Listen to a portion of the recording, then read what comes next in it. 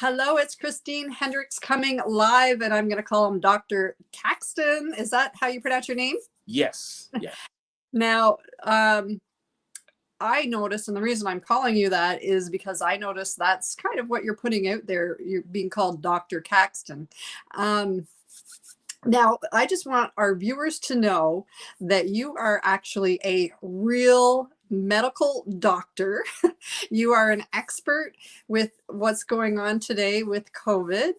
And we so I want to back up a little bit here. You also are an expert in to me it's almost complicated, but not, because I heard you speak yesterday about this and it was so interesting. It was so fascinating. I actually didn't catch it all and I really wanted to go back and rewatch it, but you were talking about relationships and how being angry actually affects the body and all that stuff. So you're an expert in that area as well. So it's really interesting. So you don't know how excited I got when I started listening to you speak yesterday about that. I'm like, oh, I can't wait. I'm so happy to have Dr. Caxton on here. So tell us a little bit more about yourself and what I've missed. All right. What you had missed yesterday was what led me to teaching, and I've taught in universities, at conferences, etc., on the medical complications of divorce and how toxic relationships affect our health. And most people are not aware of it, that, your anger and hostility coupled with depression, those are the three major emotional states that accompany an unfulfilling, deprived, negative marriage or relationship. And in those moments, most of the time, if an episode occurs and it's infrequent, it's okay. But in most relationships where this is not the type of relationship you should have invested in or even gotten in the first place, chances are, instead of an occasional episode of anger, it will be a continuous irritation, because the primary purpose and the core values that brought you together in that relationship are not being met or cannot even be met. So, number one, you have the frustration component because these things cannot be met. Number two, you are disappointed because you made the wrong choice, because you're an adult. You were not forced. Most marriages that occur, relationships, are not forced relationships. And so knowing that, being angry continually will lead to changes in your physical body. Now, the acute instantaneous anger episode causes some changes in the physical body. The first one is that your blood pressure goes up, your heart rate goes up, and those things can come back down. Now, we've got some really smart psychologists that did some experiments. And what they did was to look at, and they did this in conjunction with some other cardiologists, in other words, heart specialists, to say what happens when your blood pressure goes up and your heart rate goes up because of stress. So what they did was very simple. They didn't put them in a conflict situation. They just said, we're going to give you a math problem. And as you know, a lot of people have problems and they get stressed out and start sweating when they give a math problem. So they said, we're going to give you a math problem to solve. We're going to measure your blood pressure, your heart rate, and a few other things before, and then we'll tell you what we're going to do.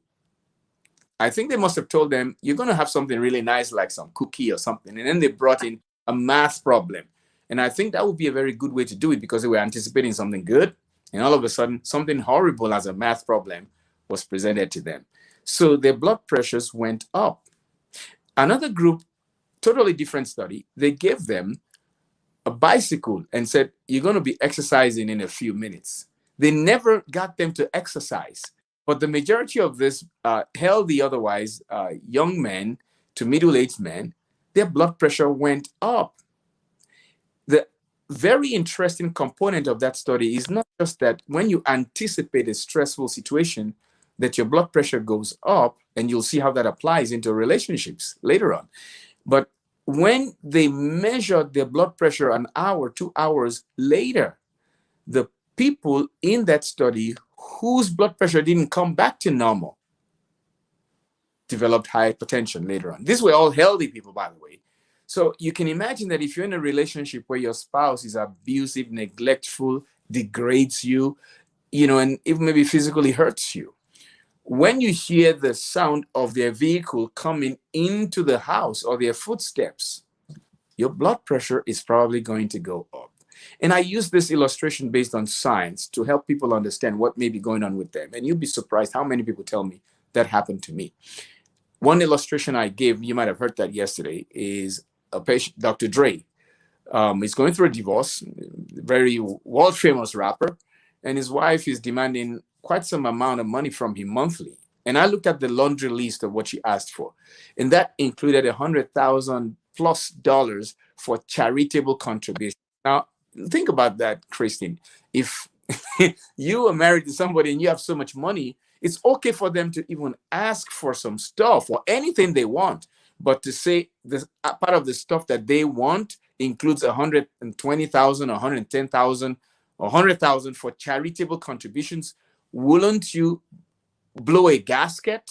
So basically, I'm sure those kinds of things must have infuriated this gentleman, but he didn't have an understanding of the knowledge that anger episodes could raise your blood pressure to the point where any abnormality in your brain, in your heart, in your blood vessels could trigger and rupture. So having said that on anger, there's a gentleman by the name of Mittelman, a cardiologist. I mentioned him yesterday. In 1995, they did a study on about 1,621 or so patients. And 18% of those patients, anger was a trigger for the heart attack.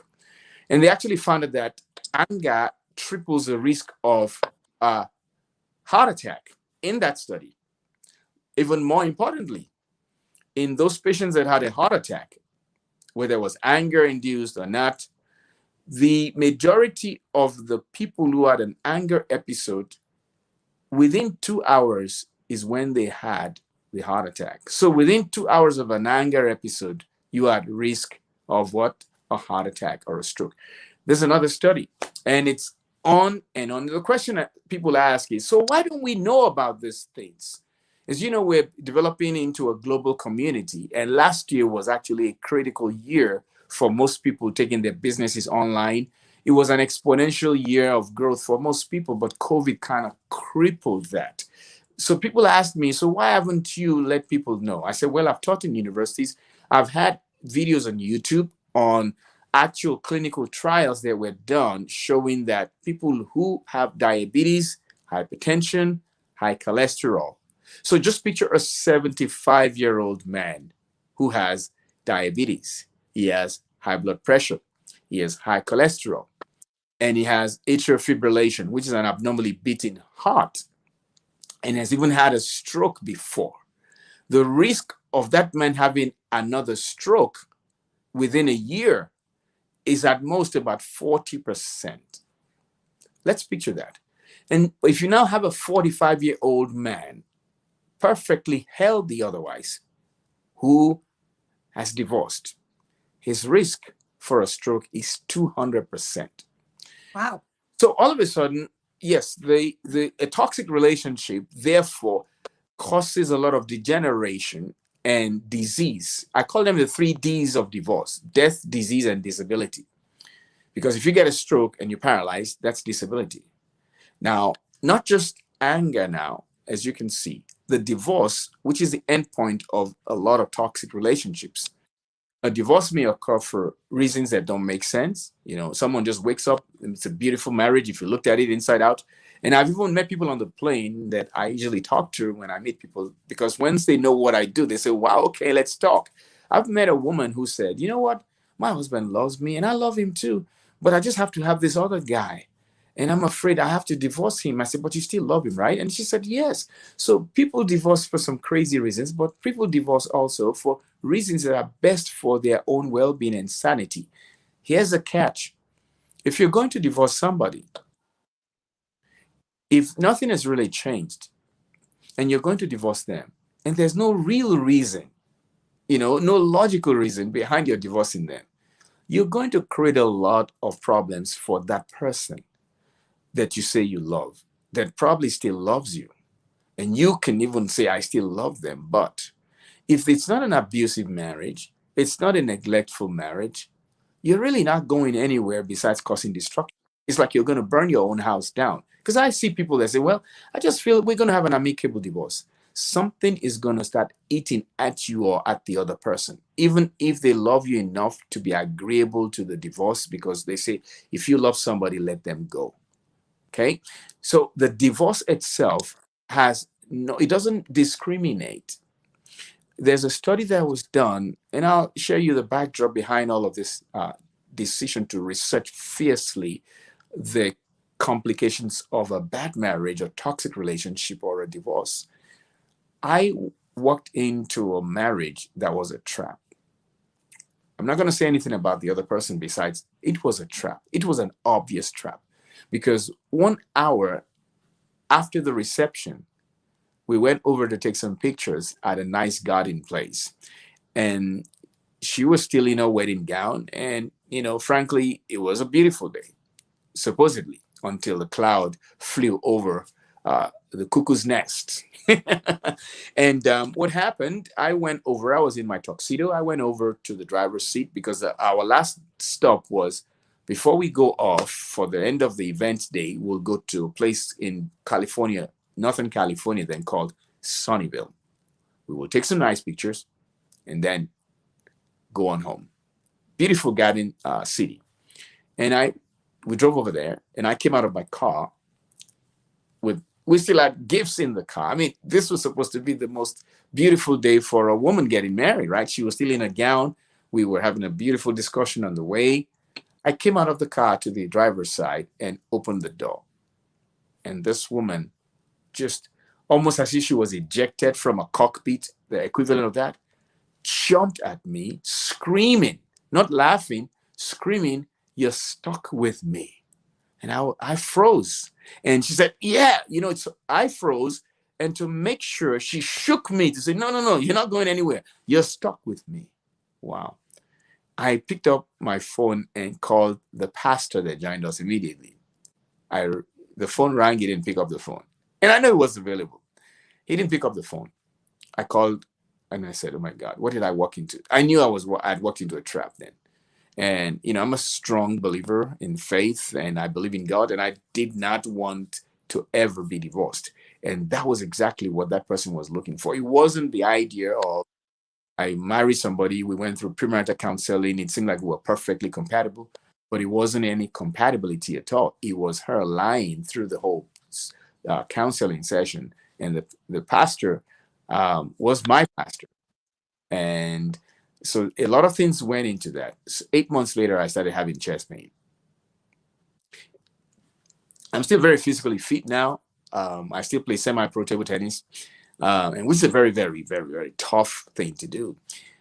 29 years later, almost. So you can imagine at 29, got married, and 29 years later, I don't take any blood pressure medicines, no chest pain, nothing, no medical problems. So you can imagine then how healthy I was, and to be driving home. And the key thing that I was driving home and I wasn't panicking and I had to hold my chest because I was feeling pain. So that was one of the first experiences I had, which was not out of body experience, but an experience that told me that even if mentally I was accepting the fact that I was stuck in this marriage, I had a soul that was saying, "No way." When that episode occurred a second time, I said, "Enough. I'm walking out. I don't want to die here. God, I know you see marriage as sacred, but I don't want to die like this. If I'm going to die, you kill me. If that's what's in your Bible that you're going to kill me, you do the killing. I'm working out of here." So let me ask you, how long did you stay married? And I want to say hello to Lynn, who's watching. So hello, Lynn. So how long did you stay married? 14 months. That was 14 months of hell, I call it. I find it interesting because I had a coworker that was divorced, and I kind of understand, but I kind of don't, because I've been with my husband for almost 30 years. And so, that, like you said, that belief of staying married is there. And and I don't know if you can have something to say about this, but this knowing it's right and knowing it's wrong, like I really felt like there was that sense within me. And so when I talked to my coworker, he said no, he had no idea, and that the person was completely a different person once they were married. It wasn't the person he thought. So and I'm just going to back it up a little bit further for myself. So I was in a relationship that I wasn't married, and we had 3 children together, and in the back of my head I knew beyond a doubt not to marry that person. And I was trapped because I had became pregnant with our first son, right? And I found out, like, I had already left. Okay, we're done. And then I found out I was pregnant, so then it brought back into that relationship. And but and he would ask me over and over while I was pregnant to get married. I'm like, no, not because I'm pregnant, because it's the right thing we want to do, because we love each other, etc. And it ended up, I couldn't stay in that relationship. I definitely would have been divorced if we hadn't been married. And again, I met my husband, and now, like, I knew for myself that was 100% the right thing for me to do, and this was the relationship we were going to have. So can you speak a little bit about that, Sure. having that experience, being on that side of it? 'Cause Sure. again, I don't have that. It's actually a very interesting component. You see, one of the things I teach is called brain tags. And those brain tags help you to understand how you build in at the subliminal level some core values and how to evaluate them, such that if you ever, because that's in the frontal part of your brain, the posterior part of your brain and the mid part where you fall in love and all these hormones are released, etc., that part shuts down the frontal part when you fall in love.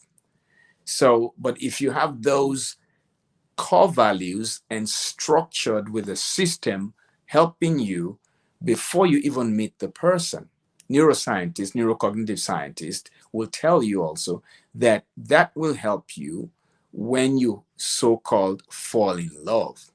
Because at that point, if there's no structure or system in the frontal part of the brain, you're done.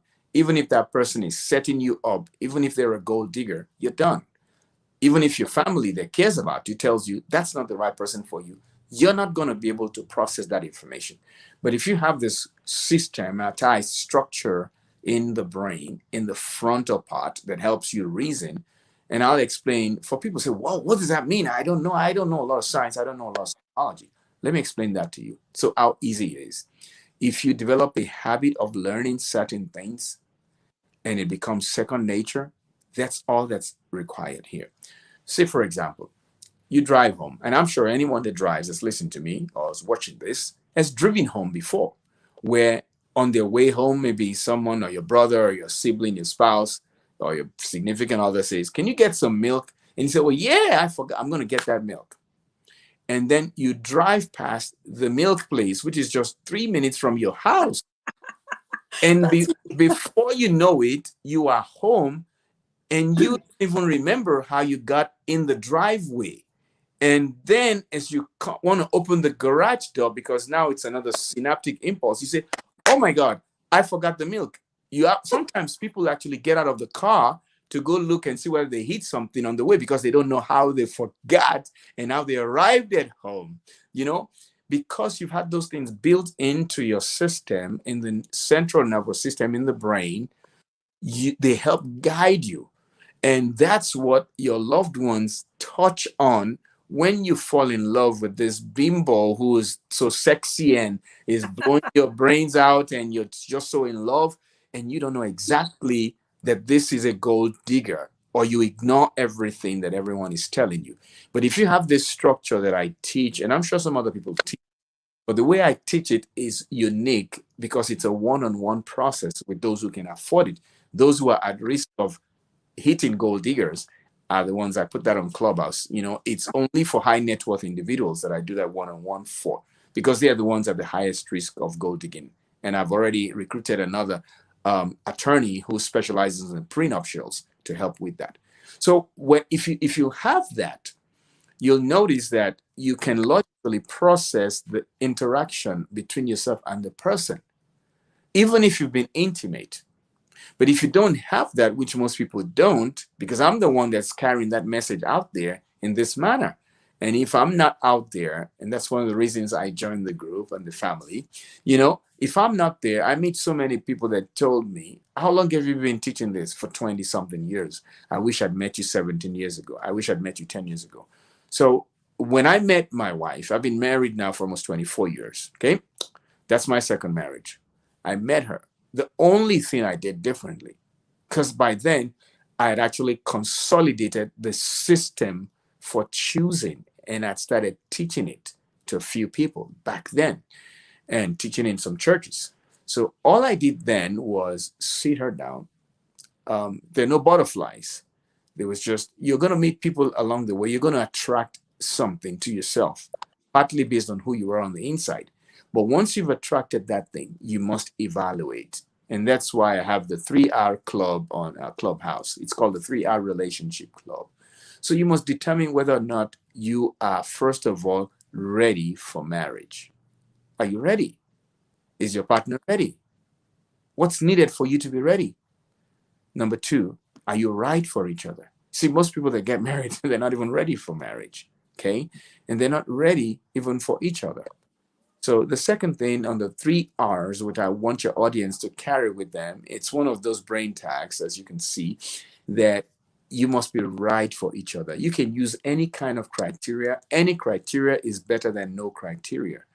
And the only thing that you have to tell people is be careful, because you may have written down 35 different things, and maybe 18 out of those 35 different things are core values, non-negotiables, right? And you find all those non-negotiables in a potential mate. And then you find another 12, which puts you at 30.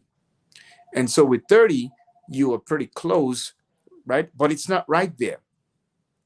So by the time you now have the 2 or 3, you've got a total of 32 out of 35. You're already at 90%.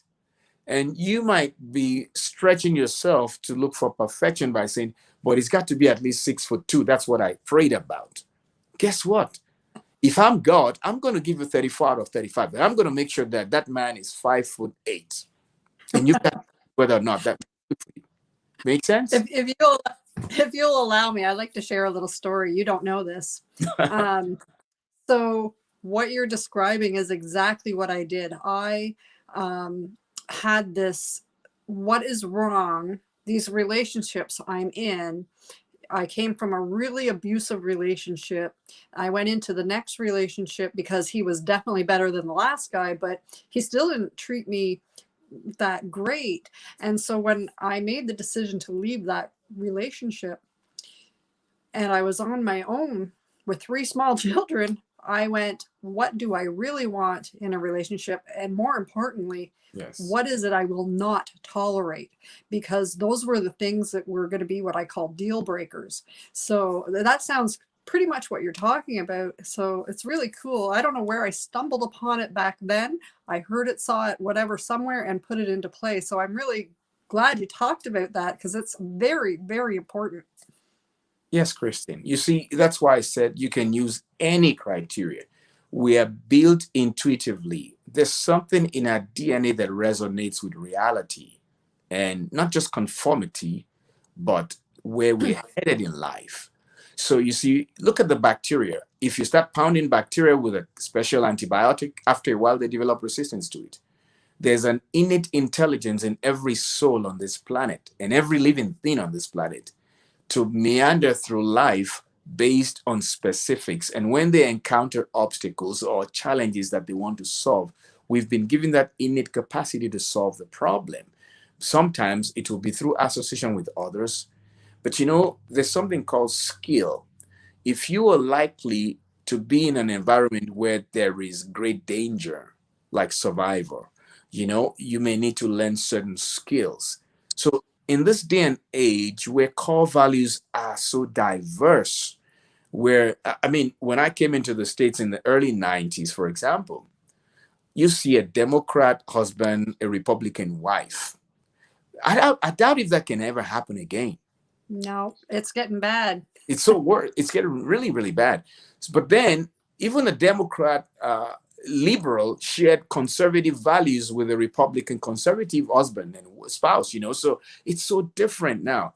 And if there was ever a time where skill is needed in the mate selection process, in this jungle of transgender and all kinds of genders, 85 different genders, they say it's more than that. You need to know exactly what you are marrying or who you are marrying and what that person believes. Well, somebody told me in Clubhouse, one of those events I was invited to speak, that 4 months after she got married, or maybe it was on my 3 hour club, she said 4 months or so after she got married to this young man, he put on his earrings and he said, "I'm done with pretending to be a real man." Wow. But the conversation, like what makes you sick, what makes you tick, it's just two things that I have a list of questions. I have all kinds of systems that I've developed that can help people understand how to evaluate compatibility and readiness for marriage. It's not just that I'm the world's expert on how divorce kills or the medical complications of divorce. I can give a summary of that is simply that a divorce doubles the risk of a stroke, a heart attack, and suicide, particularly in men in the first 2 years of life. But more importantly, any significant life event like a divorce can quadruple the risk of breast cancer in women. So, having said all that, it's like you meet a realtor, he or she specializes in how to sell your unsellable house, right? And can stage your house and sell it. But that person is not an expert on helping you buy a house. What I've done and the gift that I have and I've exercised for a lot of people is, if you just learn the principles, not only will you be able to attract who you are, you'll understand who you are, because who you are is the most important element in the type of man or woman that you attract yourself. You remember the video, I did a video on in order to change your mindset, you've got to change your thoughts. So if your mindset is that men are basically dogs, guess what you're going to invite into your life every single time until you change that proteins that synthesize those thoughts and help you confirm that men are dogs. You're going to be surrounded by dogs, you know? And so the principle here is you must learn some specific things and develop what you call skill. And the skill has an acronym behind it. And that skill will enable you to brag about your marriage. And if you brag about your marriage, it means you're a hustler. And I'll tell you what those acronyms mean. And if you have any questions, then you can ask me again, Kristen. So skill just means that the first S, you must have skill. In other words, even if you don't know why you're doing it, like you did when you chose your husband, something in you, inherent in you, that you've used in other areas, you just put it down and say, I'm going to use whatever method I have, skill. And then comes knowledge, specialized knowledge. If you need that, that specialized knowledge must be something you own. Either you learned it, you now own it, but you must also look for information about yourself and the other person. That's the I. That information, eventually, when you do get married, will help you what?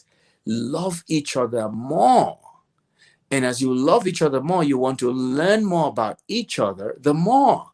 And the more you learn about each other, the more that energizes your relationship and empowers you guys to pursue the greatest things in life that you want to pursue, and help each other do that. And that makes you even more determined to what? Learn more, know more, and the cycle repeats itself. It's very powerful. It's skilled. Skilled. And what does that do for you? It enables you to brag about your marriage. In other words, you build, you remodel, you adjust, and you keep on growing. And you repeat that cycle over and over and again. And what does that do? It enables you to come to those rooms of conflict. I described the rooms of conflict before. For sake of time, I can do that today. But it enables you to come into the rooms of conflict and tear apart the veil that separates you from one another and go into the state of harmony. And when you're in the stage of harmony, you can build and go into the stage of unity. And when you're in the stage of unity, you're able to synchronize your life watches with one another. And when you see lives that are synchronized, it's a very beautiful thing.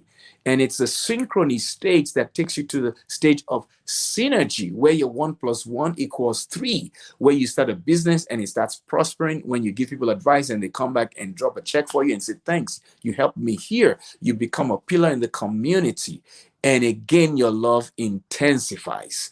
And it's what? You are able to leave a legacy that not only enables you to empower others, again, you remember where you came from. You become a hustler who wants to repeat the same things over and over again. And I'm sure if our listeners or watchers, ever do these things, it's guaranteed to take them far more in terms of quantum leaps towards the place in life that they need to be in relationships. I love that. That's awesome. I just want to share. Michelle here says, great advice. It's not about finding the right person. It's about being the right person. Oh, I Absolutely. love that, Michelle. Communicating honestly with one another, respecting and loving one another. Absolutely. I agree with that. What do you have to say, Doctor? Absolutely. It's very simple. I start with myself. Most people want to start with the other person. And a lot of young women that I meet, they're eligible. And this is a very interesting and maybe a funny part of the episode. And I've heard it, you've heard it, we've all heard it. I'm a guy who doesn't believe, I believe there's a race problem, but I believe we attack the race problem from the right perspective and just attack it. And this young ladies in the room, majority was African American, and they were saying there are no good black men, there are no good black men. So one young man said, hey, stop right there. What do you mean there are no good black men? I'm a good black man. I'm married. I've been married 9 years and etc. So there was another gentleman who wasn't married. So they basically let the other guy who was married escape, and they were waiting to catch somebody who wasn't married so they could, this was on Clubhouse. So they pounced on this young man. So I tried to rescue him, and this is how I tried to rescue him. The man, so the ladies gave their statistics, and they said 30% of black men are in jail. The other 20% are gay. And they gave another number, about 20%. So it came to about 80% of the men that were not available. So I said, well, you've got to look at the statistics in the proper way too. 10% of the black women are in jail. 30% of them are lesbians. Another 30% hate men or just are not interested in men for whatever reason, bad marriage, really traumatized by men. And then there's another 10% who are so focused on their career until they turn 35 or 40, they're not interested in men. That makes 80% on both sides. So really, you got 20% of eligible women and 20% of eligible men. And there was quietness in the room. And I said, did I say something really bad? So the truth of it is, there is an abundance of whatever it is that is pre-programmed into who you are. That's what needs to change. And if that changes, you'll attract the best person for you. Thank you. That's really interesting. It's a different perspective to look at things and take it and be able to look at these things in the other side, and it's really interesting that you did that. So let me ask you this: do you have a workshop that you offer, or is there, I know you wrote 18 books, so is there a book that if somebody were to say, I really need that a viewer could say, okay, I can go to this website or get this book? Yes. I think for those really deeply interested in learning about marriage, I've created an expose in this book. This is a special edition. You'll see the picture of my wife and I in there. It's called 5 Love Handles. It's a special edition. So the one on Amazon, when you look at it, don't say, oh, no, this is not the book. It's the book. It's called 5 Love Handles, Dr. Caxton's Marriage DNA.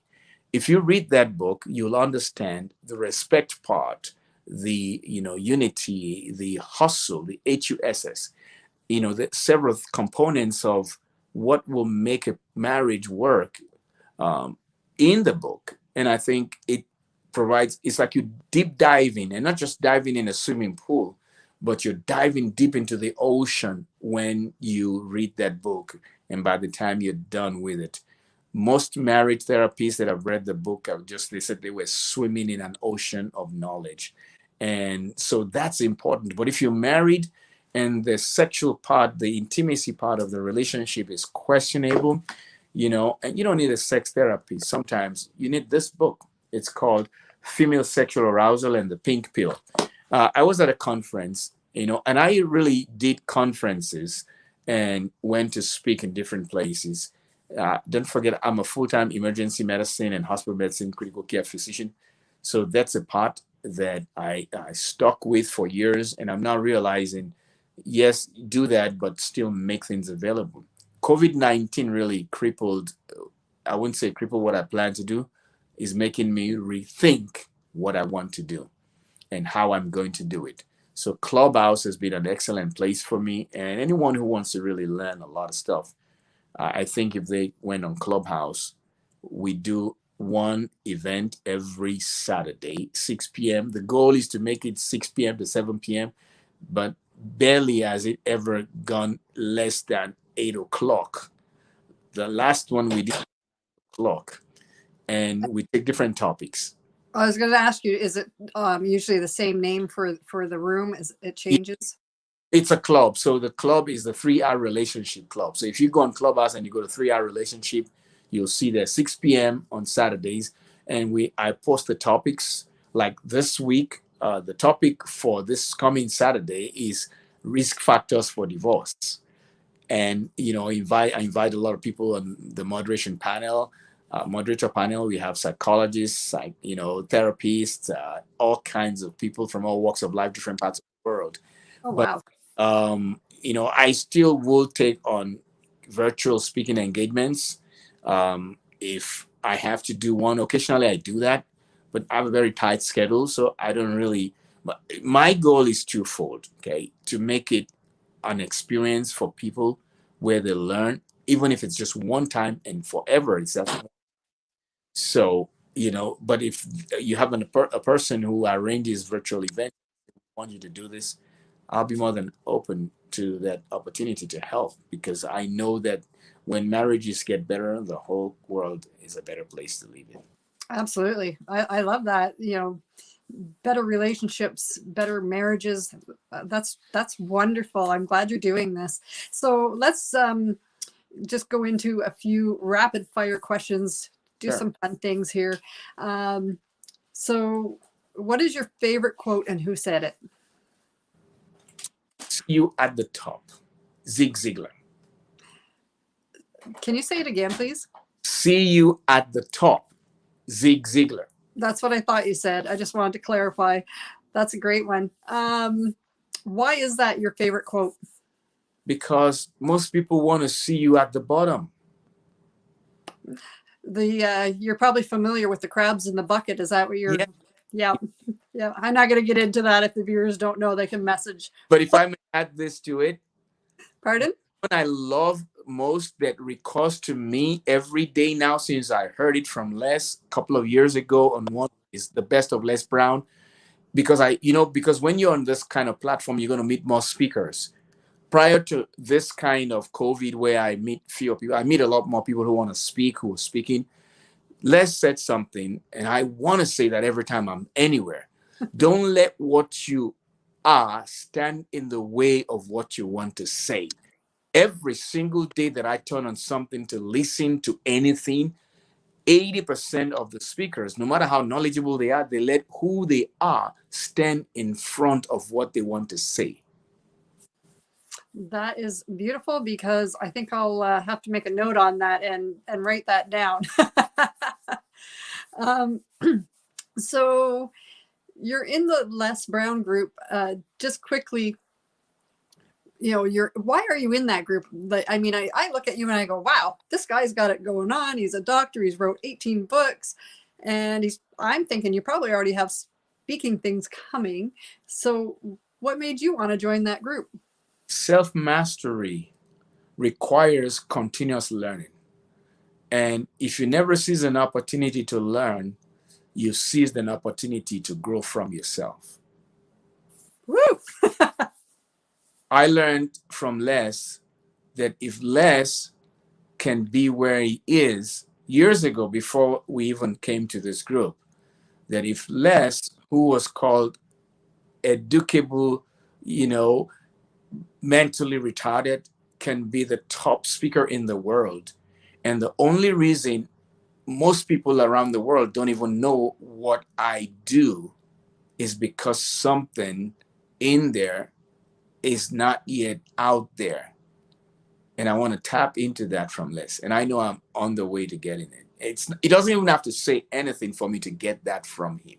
There is a way where if you're in association with certain kinds of people, what's in them is imparted to you. I called it the law of impartation. When you respect what's in someone, and I've demonstrated several times, when you respect what's in someone, God sees it, and there's a diffusion or osmotic process that imparts what's in them into you, just because you honor the person with the gift and the giver of that gift. Nice. I was taught to be a lifelong learner as well, so I like that. So what's something fun you like to do? I like bike riding. I love teasing my daughters. My daughter and my wife, we have a wicked sense of humor. And so I'm a very funny person, even though I'm pretty aggressive and fierce on things like COVID, on relationships and stuff like that. And I'm an artist also. I do portraits, I do landscapes, and I play semi-pro table tennis. I got injured about 40 something years ago, so I didn't play competition table tennis for about 40 something years. And I just came back about a year and a half ago. I'm about 1,300 and something from my first USA competition, which is pretty impressive for a lot of people, that you've never played a competition like this in over 40 years and you came back 1,300 and something. And I've improved significantly since then, but COVID has not allowed us to get into. Uh, you can say anything you want here, but if you had one wish, what would it be? That the world knows what I know and use it to make their decisions in life. Nice, nice. I thank you for taking the time to be here and serving us. Do you have, this is my word here for our interviews lately. Everybody seems to be serving in one capacity or another, but do you have any last things you'd like to share with us? COVID-19 has brought a lot of distress to families around the world. And I encourage you, don't be discouraged. If you're a human being and you're alive and listening to this, there's still a lot more to be grateful for. Don't let that spirit of gratitude be taken from you, because the master says, to him that hath not, even that which he had will be taken from him, which means if you're alive, you've got something to be thankful for. And gratitude leads to the ladder of success. That's all I have to say. Thank you. Absolutely. Thank you so much for being on here. I'm going to be respectful of your time and let you go, but we'll say goodbye to the viewers, and thank you for viewers watching as well. Thank you. Bye.